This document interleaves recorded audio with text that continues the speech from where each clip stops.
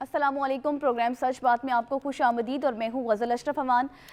आज अहम केस की अहम समाअत हुई है मुल्क भर में एक साथ इंतखाबात कराने के हवाले से।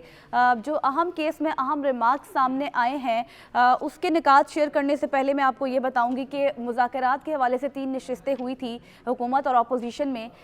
यही सामने आ रहा था कि कोई खातिर ख़्वाह नताइज नहीं निकले, लेकिन उसके बाद फिर हुकूमती कमेटी ने PTI से मुज़ाकरात के हवाले से सुप्रीम कोर्ट में रिपोर्ट भी जमा करवा दी और उस रिपोर्ट में जो निकात सामने आए वो ये कहा गया था कि हुकूमत और PTI एक ही दिन इलेक्शंस करवाने पर इत्तफाक तो हुआ है, लेकिन इस चीज़ पर इत्तफाक नहीं हुआ कि इंतखाबात कब होंगे और सिंध और बलोचिस्तान की असम्बली कब तहलील होगी। साथ ही साथ रिपोर्ट में ये भी कहा गया था कि हुकूमती इत्तेहाद ने आइनी मुद्दत से पहले जो है असम्बलियाँ तोड़ने पर लचक दिखाई है तहलील करने पर, लेकिन इसके साथ साथ उन्होंने ये भी कहा कि PTI को बताया है हमने कि आइंदा बजट और IMF और दोस्त ममालिक से जो मुआहदा है वह नागुज़ीर है। लेकिन आज जो समाअत हुई, आज समाअत के दौरान जब चीफ जस्टिस साहब ने फारूक H नाइक से सवाल किया बजट के हवाले से, सिक्योरिटी के हवाले से और ट्रेड पॉलिसी के हवाले से, तो उन्होंने ये जवाब दिया कि हम PTI को पहले भी बता चुके हैं। और दूसरा उन्होंने ये भी कहा कि IMF का कर्ज मिलना बहुत ज़रूरी है, असम्बलियाँ अगर ना हुई तो बजट मंजूर नहीं होगा, और पंजाब और खैबर पख्तूनख्वा जो असम्बलियाँ ना तोड़ी होती तो इतना बहरान भी ना होता। फिर वो ये भी कह रहे थे साथ ही साथ कि कर्ज़ों में 78% इजाफा हुआ है और फिर सैलाब के बायस 31 अरब डॉलर का भी नुकसान हुआ है। फिर वो कह रहे हैं कि ट्रेड पॉलिसी और IMF और ये सिक्योरिटी ये सब कुछ बहुत ज़्यादा ज़रूरी है। फिर हमने देखा कि जो वफाकी वज़ीर रेलवे ख्वाजा साद रफ़ीक हैं, उन्होंने भी ये कहा कि इत्तफाक तो हो गया है, लेकिन इस वक्त हालात ऐसे नहीं हैं कि असम्बलियों को तोड़ा जाए। और जो शाह महमूद कुरैशी हैं, उनकी जानिब से ये रिमार्क सामने आए। उन्होंने ये कहा कि हमने अपनी पूरी कोशिश की मुज़ाकरात नतीजा खेज हों, लेकिन हुकूमती बेंचेस के सामने से सिर्फ तकब्बुर और अदालती हुक्म ना मानने की चीज़ें हमें सामने नज़र आती रही हैं। पहले उन्होंने रिपोर्ट में ये कह दिया कि हम जो हुकूमती रिपोर्ट जमा कराई गई सुप्रीम कोर्ट में, उसमें ये कहा गया कि PTI को हमने बजट के हवाले से सारा कुछ बता दिया है, लेकिन आज शाह महमूद कुरैशी साहब ने ये कहा कि IMF के बारे में ना हम कुछ सुनना चाहते हैं और ना कुछ जानना चाहते हैं, और हमारे सामने इस हवाले से कुछ भी नहीं रखा गया। अब ये मामलात किस तरफ जाएंगे, ऐसे में बहुत से सवालात भी जन्म ले रहे हैं। बुनियादी सवाल भी हमारा कुछ इसी तरह है कि क्या PTI को मुल्क भर में एक साथ इलेक्शंस की तारीख तय करने के लिए हुकूमत से मजीद मुज़ाकरात करने चाहिए। अपने पैनल का इंट्रोडक्शन कराऊं तो हमें ज्वाइन कर रहे हैं आज ब्रिगेडियर गजनफर अली साहब, आप डिफेंस एनालिस्ट हैं। मारिया सुल्तान साहिबा हमें ज्वाइन करेंगी, आप सीनियर एनालिस्ट हैं। और मोहसिन रज़ा खान साहब हमें ज्वाइन करेंगे स्टूडियो में, आप भी सीनियर एनालिस्ट हैं। बहुत शुक्रिया तमाम मेहमानों का। मोहसिन साहब, आपसे आगाज़ करना चाहूँगी, आप समझते हैं कि मज़ीद मुज़ाकरात होने चाहिए? देखिए, सियासी अमल में तो मुज़ाकरात के एक बुनियादी हिस्सा है, लेकिन PTI जो है कि सियासी जमात नहीं है, वो सियासी जमात से हटके कुछ है। उसके बारे में तय करना अभी बाकी है कि वो क्या है। और मुज़ाकरात के बारे में इमरान खान ने अपने दौर में कभी किसी से मुज़ाकरात नहीं किए, और अभी उन्होंने एक कमेटी बनाई है जिसे कोई इख्तियार नहीं था कि वो उसमें फैसला कर सके। और अभी जो मुज़ाकरात होंगे वो इमरान खान अपनी बात पे अड़े हुए हैं और उसके अलावा कोई दूसरी बात वो सुनना नहीं चाहते। तो मुज़ाकरात हुई भी तो कोई नतीजा नहीं निकलेगा, इसलिए बेहतर है कि मुज़ाकरात पर वक्त जाए किए बगैर आगे बढ़ा जाए। लेकिन सर, साद रफ़ीक साहब भी ये कह रहे हैं कि हमें मज़ीद वक्त चाहिए, मज़ीद मुज़ाकरात भी होने चाहिए। शाह महमूद कुरैशी साहब कह रहे हैं कि जब हमारी 3 नशिस्तें हुई थी तो हुकूमती कमेटी मज़ीद वक्त मांग रही थी और इमरान खान ने भी नाराज़गी का इजहार किया था, और अभी भी मुज़ाकरात का वक्त मांग रही हैं। तो इमरान खान तो अगर अड़े हुए हैं तो फिर हुकूमत मज़ीद वक्त क्यों मांग रही है मुज़ाकरात के हवाले से? देखिए ना, मैं आपसे यही बात करूँ कि सियासी अमल में मुज़ाकरात जो है वो 1-2 दिन के नहीं होते। और हमने देखा है कि पाकिस्तान की तारीख में जब भी सियासी जमात में मुज़ाकरात होते हैं तो उसके कई मरहले होते हैं, और इसमें तो ये 13 जमातों का इत्तेहाद है, तो इसमें मुशावरत करना भी उनके लिए एक पॉइंट पे ज़रूरी है। ठीक है। लेकिन इमरान खान किसी मुज़ाकरात को नहीं मानते। पहले भी वो जो 3 दिन दिए गए थे उसमें भी होते हैं, तो अभी भी उनका मकसद ये होगा कि 1-2 घंटे के अंदर बातचीत करके सारी चीज़ें तय कर ली जाए। ऐसा सियासी अमल में बिल्कुल नहीं होता, बल्कि इसमें लचक पैदा करनी होती है। लेकिन इमरान खान के पास लचक नाम की कोई चीज़ नहीं है। ठीक हो गया। ब्रिगेडियर साहब, आप क्या समझते हैं? जैसे कि मोहसिन रजा खान साहब भी यही कह रहे हैं कि कोई लचक नहीं नज़र आती। आपको लगता है कि मजीद मुज़ाकरात होने चाहिए, पीटीआई को करने चाहिए मुज़ाकरात? मेरे ख्याल में तो मैं एक सेंटेंस में कहूंगा कि मुज़ाकरात का फायदा गवर्नमेंट इलेक्शन नहीं होने देना। जो इस वक्त की गवर्नमेंट है वो नहीं चाहती कि इलेक्शन हो, उनको सूट नहीं करता है इलेक्शन इस वक्त होना। IMF से माहिदा नहीं हो रहा, आपको पता है, सऊदी अरब से रोल ओवर नहीं आ रहा, UAE से रोल ओवर नहीं आ रहा, आपकी इकोनॉमी की कंडीशन आपको पता है और इन्फ्लेशन आपको पता है। अब इन तमाम चीजों में पाकिस्तान, ट्रेडिशनली आप पाकिस्तान की हिस्ट्री देखें कि जब इस किस्म के हालात होते हैं तो जो गवर्नमेंट इनकम्बेंट गवर्नमेंट होती है, जो गवर्नमेंट इन चेयर होती है, क्या वो इलेक्शन जीतती है? वो तो कभी इलेक्शन नहीं जीतती। तो इनको पता है, फिर इन्होंने जो कुछ किया है पाकिस्तान के साथ, उसमें अब कोई मतलब कोई वॉल्यूम्स तो कहने की जरूरत नहीं है। सिर्फ जो फिगर्स हैं वो इंडिकेट कर देते हैं कि क्या परफॉर्मेंस है। तो अगर वो नहीं रही, हम मान लेते हैं एक सेकंड से कि पिछली गवर्नमेंट की परफॉर्मेंस बहुत गलत थी, हम तो चले उनके लॉजिक को कबूल कर लेते हैं, लेकिन उसके बाद पिछले साल से लेके अब तक पाकिस्तान के जो इकोनॉमिक इंडिकेटर्स हैं या पॉलिटिकल इंडिकेटर्स हैं या सोशल इंडिकेटर्स हैं या इन्फ्लेशन के इंडिकेटर्स हैं, उनमें क्या तब्दीली आई है? क्या उनमें बेहतरी आई है? आप किसी से स्ट्रीट पे जाके पूछना, मुझसे ना पूछे, बाजार पे जाके लोगों से पूछे। तो हुकूमत टोटली कन्विंस्ड है कि जो मर्जी करना पड़े, सुप्रीम कोर्ट जो मर्जी कहे, हाई कोर्ट जो मर्जी कहे, जो मर्जी कहे, इलेक्शन नहीं होने चाहिए। और वो उसी के लिए, ये तो एक ढकोसला है। वो कहते हैं, मुझे एक बहुत मिसाल दी जाती है कि ट्रक की बत्ती के पीछे लगा दो तो इलेक्शन, ना ट्रक रुकेगा ना आप बत्ती पे पहुंचेंगे। तो ये वही बिल्कुल सिनेरियो डेवलप हो रहा है कि देयर आर नो पॉसिबल। अब PTI ने शुरू में बहुत हटदर्मी दिखाई, उन्होंने कहा कि जी हम एक ही मैंडेट पे बातचीत करेंगे, वो मैंडेट होगा इलेक्शन का। फिर जब सुप्रीम कोर्ट ने हुक्म दिया आप बैठे, तो वो फिर आके बैठे। तो अगर आप इलेक्शन था तो PTI थोड़ी सी रिलैक्सेशन पहले दिखा देती कि जी चलो अब गवर्नमेंट तो चली गई है, अब इलेक्शन की बातचीत कर लेते हैं, या चलो जी अब सितंबर में, अक्टूबर में इलेक्शन होने हैं तो हम जुलाई के लिए। अब तो देखिए ना, इस वक्त वी आर एंटरिंग मई, यानी जून जुलाई। तो अगर नॉर्मल डे पे भी इलेक्शन के आप जाए और एक दिन सारे इलेक्शन हो, तो वैसे तो टेक्निकली तो ये ठीक है कि एक दिन सारे इलेक्शन होने चाहिए, और टेक्निकली ये भी जरूरत है कि केयर टेकर गवर्नमेंट जो है वो न्यूट्रल होनी चाहिए। लेकिन क्या ये दोनों इंडिकेटर जो हैं, पहला इंडिकेटर क्या आप पूरा कर रहे हैं? क्या केयर टेकर गवर्नमेंट न्यूट्रल है? ये एक बहुत बड़ा सवाल है जिस वक्त आज पाकिस्तान में हर सोचने वाला और ब्रिगेडियर साहब, अब ये मामलात जाकर रुकेंगे कहाँ पर? जहाँ से ये मामलात शुरू होंगे वहीं जाएंगे, तो फिर जो इतना वक्त का ज़या हुआ है और फिर जो अवाम जो मुंतज़िर थी कि कोई फैसला आएगा, कोई हल निकलेगा, हल भी नहीं निकला, और फिर दोनों पार्टीज़ का आपस में इस तरह उलझना, फिर सो मोटो लेना, ये सब मामलात, फिर इन सब का क्या फ़ायदा? कोई फायदा नहीं है। अवाम को बेवकूफ़ बनाने के लिए ढकोसला है जो हुकूमत खेल रही है, और उन्होंने तो आप कितना ढकोसला खेला है आपको पता ही है।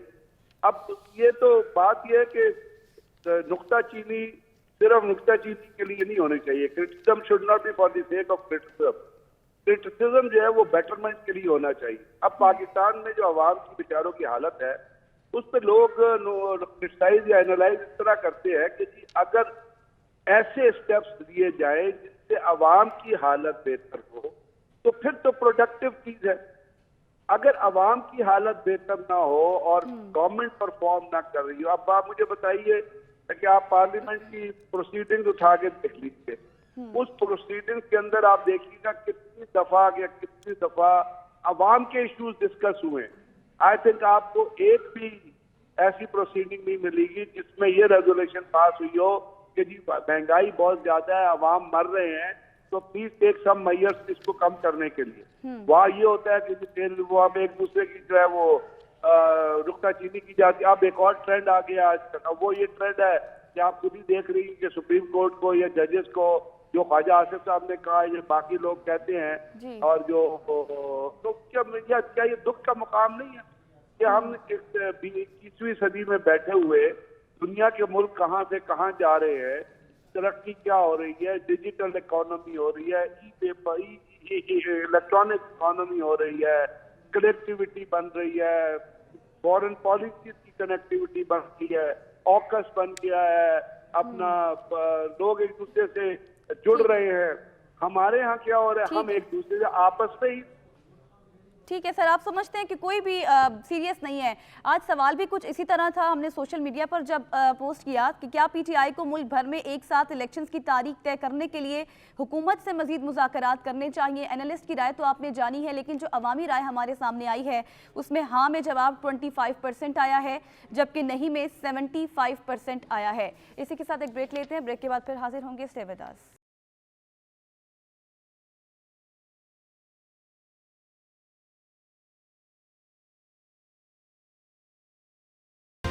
Welcome back after the break. और अब हम बात करेंगे बिलावल भुट्टो जरदारी के हवाले से। वो कल शंघाई ताउन तंजीम में शिरकत के लिए भारत गए थे, गोवा पहुंचे थे। उसके बाद उन्होंने ट्विटर पर अपना एक पैगाम भी जारी किया था, जिसमें उन्होंने ये कहा था कि मेरा यहाँ पर दौरा करने का मकसद सिर्फ इतना है कि एक तो मुख्तलिफ ममालिक के साथ रवाबित भी अच्छे हो सके, बाहमी रवाबित, और दूसरा ये कि पाकिस्तान कितनी ज़्यादा अहमियत देता है शंघाई ताउन तंजीम में इजलास में शिरकत करने के लिए। और दूसरा, आज जब ये इजलास हुआ तो जब उन्होंने खिताब किया तो कुछ अहम पॉइंट्स जो थे जो मैं आपके सामने रखूंगी। उन्होंने कहा कि बिलावल भुट्टो ने कहा कि भारत के साथ सिफारती ताल्लुकात में कोई तब्दीली नहीं आई जब तक अगस्त 2019 की सूरत हाल पर वापस नहीं जाती। दूसरा ये कि भारत को बातचीत के लिए साजगार माहौल पैदा करना होगा। फिर इसके अलावा उन्होंने गुर्बत के खात्मे के हवाले से, दहशतगर्दी के खात्मे के हवाले से, फिर अफगानिस्तान में अमन के हवाले से, फिर इक़्तिसादी रवाबित के हवाले से भी बातचीत की है। अब सवाल भी कुछ इसी तरह है। मारिया साहिबा, आपसे जानना चाहूँगी कैसे देखती हैं आप इस दौरे को और कितनी अहमियत का हामिल है ये दौरा?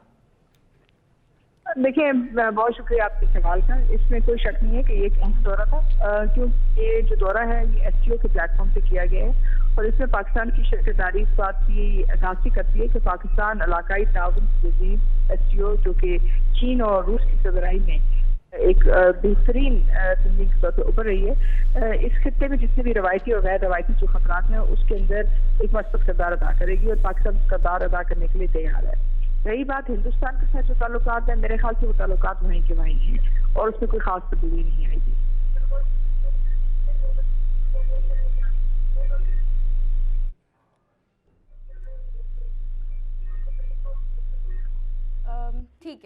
ठीक है मारिया साहबा, मैं आपकी तरफ दोबारा भी आऊँगी। मोहसिन साहब, आप मुझे बताइएगा ये जो दौरा उन्होंने किया है, क्या ये कामयाब दौरा रहा है?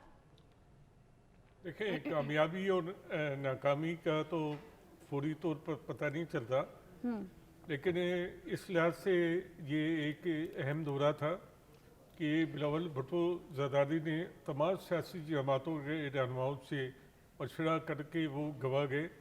जिस तरह उनके नाना जो थे और शिमला मादे के लिए जाते हुए तमाम अपोजिशन ने उन्हें एयरपोर्ट पर जो रुख्सत किया था, तो उन्होंने उस ट्रेडिशन को एक तो कायम रखा।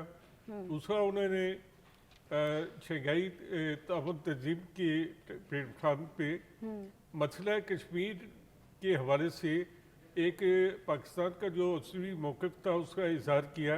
मैं आपको यहाँ याद दिलाता चलूँ कि इमरान खान जब पाकिस्तान में अपोजिशन लीडर भी नहीं थे तो वो मिन्नत समाजत करके मोदी से मिलने इंडिया गए थे, और अब उनकी जमात जो है वो बिलावल भुट्टो जरदारी के विज़िट को जो है तनकीद का निशाना बना रही है। कुछ लोग कुछ और मौक़िफ़ रखते हैं, अपने कन्फ्यूज़ हैं। खुद इमरान खान ने मोदी के मुतहब होने के लिए दुआई की और उनका कहना था कि इससे मसला कश्मीर हल होगा, लेकिन मोदी ने उन्हें कभी मुँह नहीं लगाया। तो इस लिहाज से ये दौरा बड़ी अहमियत का हामिल है और हमें ये देखना चाहिए कि पाकिस्तान ने कोई एक कदम भी एक जो था अपने मौक़िफ़ से पीछे नहीं हटाया। और पाकिस्तान का ये मौक़िफ़ है कि 5 अगस्त को जो इंडिया ने मकबूजा कश्मीर में इक़दाम किए थे वापस लेकर मुज़ाकरात के लिए माहौल साज़गार बनाए। ठीक हो गया। ब्रिगेडियर साहब, आप इस दौरे को कैसे देख रहे हैं? और दूसरा, जैसे मोहसिन साहब ने भी बात की है, ये दौरा जो था, जैसे जाने से पहले भी तमाम सियासी कायदीन से राबते में भी रहे वो, ये दौरा करने का फैसला उनका दुरुस्त था, जाना दुरुस्त था? इस दौरे को कैसे देख रहे हैं आप? बात है कि शंघाई SCO जो है वो आपको पता है कि 8 मेंबर की तंजीम है और इसमें कुछ नए इस दफा डायलॉग पार्टनर्स भी शामिल होने थे, जिसमें कुवैत था, मलेशिया था और ये थे 8 और एडिशनल UAE ने इन्होंने आना था। इसकी एक रीजनल लेवल पे SCO की अहमियत इतनी है कि वहाँ पे जब आप बैठते हैं तो आपकी आपस में डिस्कशन जो होती है वो रीजनल इश्यूज पे हो जाती है। और जैसे इसके 2 मेन पार्टनर हैं, तो दो मेन ताकतें हैं जो चाइना और रशिया, और आपको पता है यूक्रेन की जंग हो रही है जिसमें रशिया के साथ बहुत सारे ममालिक खड़े हुए हैं। पाकिस्तान ने भी एक न्यूट्रल स्टांस किया हुआ है, फिर पाकिस्तान रशिया से तेल भी लेना ऑर्डर दिया हुआ है आपने। चाइना और रशिया जो है वो क्लोज आ रहे हैं यूक्रेन वॉर की वजह से, उनका एक ही मौके तकरीबन यूक्रेन वॉर के बारे में डेवलप हो रहा है। पाकिस्तान की कनेक्टिविटी इन दोनों ममालिक, एक तो ये चीज है जो ध्यान में रखनी चाहिए कि आपके ऊपर वहाँ पे रशिया का जो एनर्जी मिनिस्टर है उनसे भी बातचीत हुई। दूसरा, मैं इसको जिस लेंस से देखता हूँ वो ये है कि वो पाकिस्तान के फॉरेन मिनिस्टर कहीं भी बातचीत करना, डायलॉग की इम्पोर्टेंस से तो कोई इनकार कर नहीं सकता। जब भी आप डायलॉग करते हैं तो उससे कोई ना कोई रिजल्ट मिलने की तवक्को होती है, लेकिन बुनियादी तौर पे जो भारत के अंदर इस वक्त है, जो एक टेररिस्ट की, एक दहशतगर्द की हुकूमत है जिसका नाम नरेंद्र मोदी है, और उनका एटीट्यूड पाकिस्तान की तरफ ये है कि वो एशिया का भी अपनी क्रिकेट मैच हो तो वो भी पाकिस्तान के साथ नहीं खेलना चाहते। और आपको पता है इस दफा एशिया के अपने ऊपर कितना ह्यू एंड क्राई हुआ है। उसके बाद जिस तरह वो पाकिस्तान की वो ब्लाइंड टीम को जो उन्होंने वीजा नहीं दिए, क्योंकि और अभी भी आपने देखा कि भारत का जो मीडिया है, जो न्याय खलीज और गंदा मीडिया है, उसने बिलावल भुट्टो के दौरे के ऊपर किस किस किस्म की मुगल्लजात पकी है। तो इन हालात में वहाँ पे पाकिस्तान के प्राइम मिनिस्टर का दौरा करना रीजनल कनेक्टिविटी के लिए इस भारत के अंदर गलाजत के, दहशतगर्दी के माहौल के अंदर, भारत पूरी तरह से इस वक्त दहशतगर्दी में इन्वॉल्व है अफगानिस्तान से मिलकर। कल भी आपके कुर्रम में 4 सादा शहीद हुए हैं और बॉर्डर के ऊपर 7 जवान थे, जिसका पूरे का पूरा जिम्मेदार रॉ और अफगानिस्तान, और आज अफगानिस्तान की क़यादत यहाँ भी मौजूद है और भारत उस पर स्पॉन्सर कर रहा है। नरेंद्र मोदी जो है वो हिटलर और मैसोलिनी का दूसरा रूप है जो इस वक्त आपको दुनिया में नजर आ रहा है। उसकी मौजूदगी में वहां पे पाकिस्तान के प्राइम मिनिस्टर का दौरा करना ये एक बड़ा पाकिस्तान की तरफ से बहुत बड़ा गुडविल जेस्चर है। यानी ये चीज ये इंडिकेट करती है कि पाकिस्तान हमें, और ये तारीख की है कि पाकिस्तान हमेशा भारत से ताल्लुकात से 2 कदम आगे जाता रहा है। क्या आप सेक्रेटरी लेवल मुज़ाकरात देखें, क्या आप शंघाई कॉर्पोरेशन देखें, क्या साथ देखें, आप कोई भी चीज उठा के देख लीजिए। पाकिस्तान ने हमेशा संजीदगी का मुजाहरा किया, लेकिन भारत की तरफ से कोई संजीदगी नजर नहीं आती। मारिया साहिबा, आप क्या समझती है, जैसे कि ब्रिगेडियर साहब का भी पॉइंट आपने जाना, क्या भारत इस चीज को संजीदा लेगा? देखिए, मसला इस वक्त ये नहीं है कि भारत इस चीज़ को संजीदा लेता है या नहीं। इस वक्त भारत को लगता है कि उसकी जितने रवाबत है खासतौर से वेस्टर्न ब्लॉक के साथ, वो ये समझता है कि आइंदा उसकी इस इलाके के अंदर जो है बालादस्ती के लिए शायद उसको अपने इलाकाई मामला को तय करने की जरूरत नहीं पड़ेगी। क्योंकि बहरहाल अगर कोई भी ताकत यहाँ पे कोई भी काम करना चाहती है तो उसके लिए उसको जाहिर है एक दूसरे के साथ ना सिर्फ तामन करने की जरूरत है, लेकिन इसके साथ साथ ये भी बहुत जरूरी है कि वो ये बात समझे कि इस खत्ते में कोई भी अमन कायम नहीं हो सकता जब तक कि मसला कश्मीर का कोई बाज़ाब्ता हल नहीं होगा। ठीक हो गया। फवाद चौधरी साहब ने भी आज बहुत तनकीद की थी इस हवाले से, जब वो दौरा कर रहे थे बिलावल भुट्टो जरदारी, तो उन्होंने कहा था कि ये आलमी एजेंडे का हिस्सा इसको करार दे दिया था। और दूसरा उन्होंने कहा कि कश्मीर की जितनी भी स्ट्रगल है उनकी पीठ में छुरा घोंपने के मुतरादिफ है। आज जब हमने सोशल मीडिया पर भी यही सवाल रखा तो जो अवामी राय सामने आई हमारे, क्या बिलावल भुट्टो का शंघाई ताउन तंजीम इजलास में शिरकत के लिए दौरा भारत कामयाब रहा, जिसका हाँ में जवाब 15% और नहीं में 85% आया है। वक्त हुआ एक ब्रेक का, साथ रहिएगा।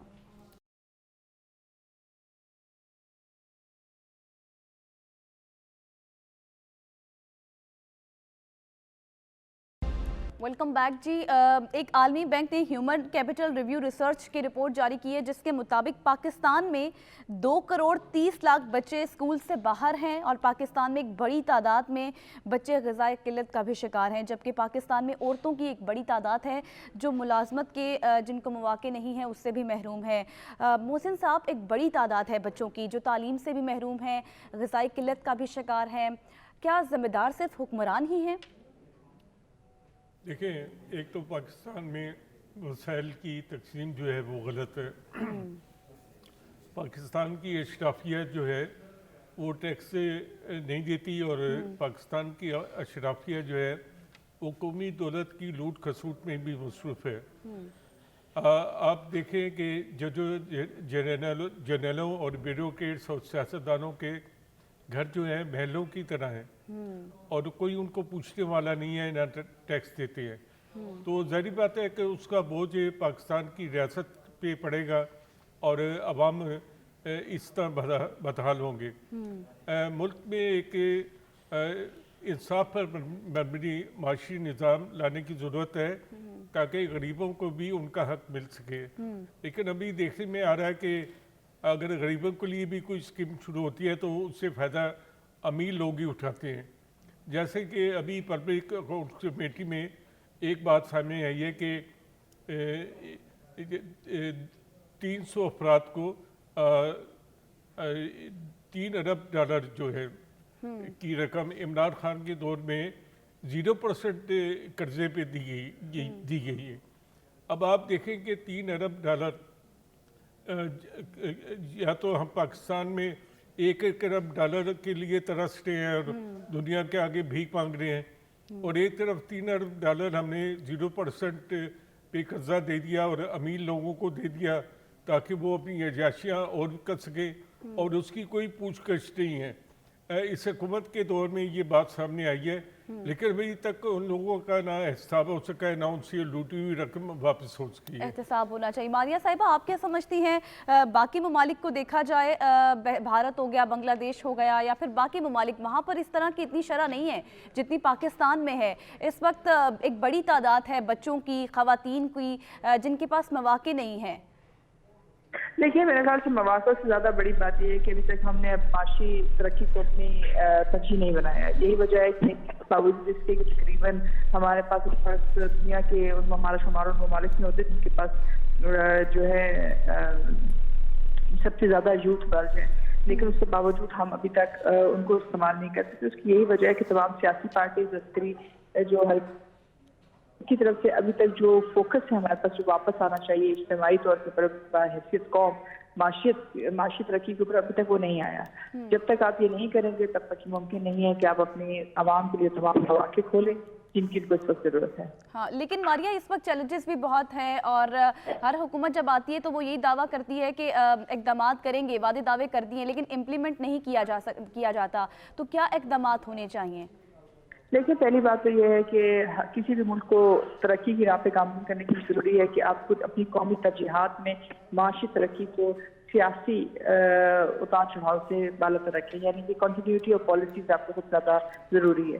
उसके बाद फिर आपको इस बात का फैसला करना है कि आपने अपने किन 3 या 4-5 सेक्टर्स को ज़्यादा तरक्की देनी है, उनको तरजीह देनी है, और उसके बाद फिर आपको बाज़ाब्ता तौर पर वहाँ लोगों को स्किल डेवलपमेंट करनी है, और फिर बैनुल अक़वामी तिजारत के साथ आपने उनको मुंसलिक करना है। अगर आप battle for supply surplus value में एक कम्पिटिटिव के तौर के ऊपर, कम्पिटिटिव पावर के तौर के ऊपर आएंगे तो यकीनी तौर के ऊपर आप बेहतरी का सबब बनेंगे अपने मुल्क के लिए और आप माशी तरक्की के लिए। लेकिन अगर आप ये नहीं करते हैं तो फिर जाहिर है कोई भी हुकूमत अपनी किसी भी फैसले के ऊपर कायम नहीं रह सकती। मारिया, अगर हम माजी की बात करें तो परवेज़ इलाही ने पंजाब के अंदर मुशर्रफ दौर में एक स्कीम से भी शुरू की थी जिसमें बच्चों को मुफ्त तालीम, किताबें और फ़ीस वगैरह उनको मुहैया किया जाता था, अभी भी है। लेकिन क्या सिर्फ इस हद तक ही करने से उनके मुआशी हालात, कोई ऐसा पैकेज भी होना चाहिए ऐसे स्पेशल बच्चों के लिए जिनसे उनके मुआशी हालात भी बेहतर हो सकें?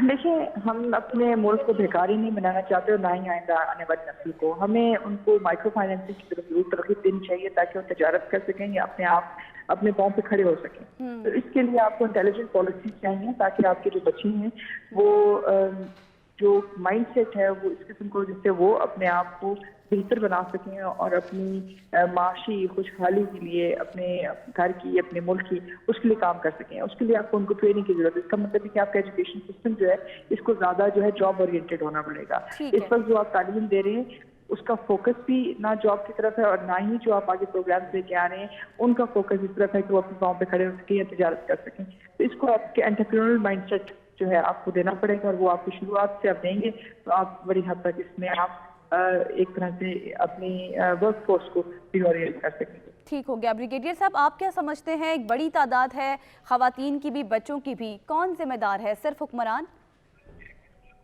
इसमें हुक्मरान तो साफ जाहिर है, आपने कहना है कि हुकूमत जो होती है वो पॉलिसी तो वही बनाती है, अवाम बेचारे तो पॉलिसी भी बना सकते हैं ना। तो हमारी जितनी भी हुकूमतें रही हैं, इर्रेस्पेक्टिव ऑफ द फैक्ट किसकी हुकूमत रही है, अगर हमारे यहाँ सोच का म्यार यही रहेगा कि जिस इमरान खान की घड़ी बिक गई है तो पाकिस्तान में लोगों को तालीम नहीं आ रही, तो फिर तो मुश्किल है ना कि आप सोल्यूशन की तरफ पहुंच गए। जितनी भी हुकूमतें, बेनजीर सपोर्ट प्रोग्राम की जब इन्वेस्टिगेशन हुई थी तो पता चला था उसमें ग्रेड 21 और ग्रेड 22 के लोग हैं, उनकी फैमिलीज जो है वो बेनजीर इनकम सपोर्ट प्रोग्राम से मदद ले रही, इसका मतलब ट्रांसपेरेंसी नहीं थी। तो आपको प्रॉब्लम को इन टोटल देखना होता है। इसमें सिर्फ इंडिविजुअलिटी पे अगर आप प्रोग्राम देखेंगे तो आप किसी कंक्लूजन पे नहीं, वो इरेक्टिक विजन होगा आपका। अब ये सिर्फ जो आप बात कर रही है इसको तालीम से रिलेटेड नहीं है, इसका एक एस्पेक्ट पॉपुलेशन से रिलेटेड है, जिसकी जिम्मेदारी फिर आवाम की बनती है, जो उनको भी ये रियलाइज होना चाहिए कि भाई पॉपुलेशन का जो बॉम हो रहा है उसमें हमारे यहाँ क्या हमारी प्रायोरिटीज होनी चाहिए। अगर साफ जाहिर है, अगर पॉपुलेशन कंट्रोल होगी तो बच्चे कम होंगे तो लोग आपका जो वो ग्राफ वो नीचे आएगा। हमने उस पर भी काम नहीं किया। तालीम पे जो एम्फेसिस दिया, किसी हुकूमत ने एम्फेसिस नहीं दिया तालीम पे। मुझे याद है कि जनरल मुशर्रफ के जमाने में बजट दिया गया था बलोचिस्तान में, स्पेशल एजुकेशन के लिए स्पेशल बजट एलोकेट किया गया था। तो जुबैदा जलाल के कौन मिनिस्टर थी, आप हैरान होगी सुन के कि वो बजट जो है वो अनयूटिलाइज रहा था और वो सरेंडर हो गया था। तो जहाँ पे आपने एक्चुअल रियलिटी में चीज को देखना है। हमारा अफसोस ये कि हम रियलिटी में चीज को देखते नहीं। अगर आपने साफ जाहिर है औरतें का बच्चे स्कूल, आप इस्लामाबाद में देखिए ना, अभी इस्लामाबाद का पिछले दिनों की स्टैटिस्टिक्स आई है कि इस्लामाबाद जो आपका कैपिटल है वहाँ कितने बच्चे स्कूल में जा रहे हैं। तो ये जितनी भी पाकिस्तान में सक्सेसिव गवर्नमेंट्स रही हैं उन्होंने वो जो सस्टेनेबल डेवलपमेंट जिसको आप कहते हैं और ऑल इंटीग्रेटेड पॉलिसी होती है वो किसी ने बनाई ही नहीं है। ठीक है, आप समझते हैं कि रियलिटीज नहीं देखी जाती, और दूसरा ये कि पॉपुलेशन फैक्टर भी एक बहुत इंपॉर्टेंट है। सवाल भी हमने ऐसा ही रखा था, अवामी राय जो इस पर आई है कि पाकिस्तान में 2 करोड़ बच्चे तालीम से महरूम और भूख की किल्लत का शिकार हैं। क्या जिम्मेदार सिर्फ हुक्मरान है? जिसका हाँ में जवाब 81% और नहीं में 19% आया है। इसी के साथ प्रोग्राम का वक्त खत्म हुआ। अगले हफ्ते फिर हाजिर होंगे। अल्लाह हाफिज।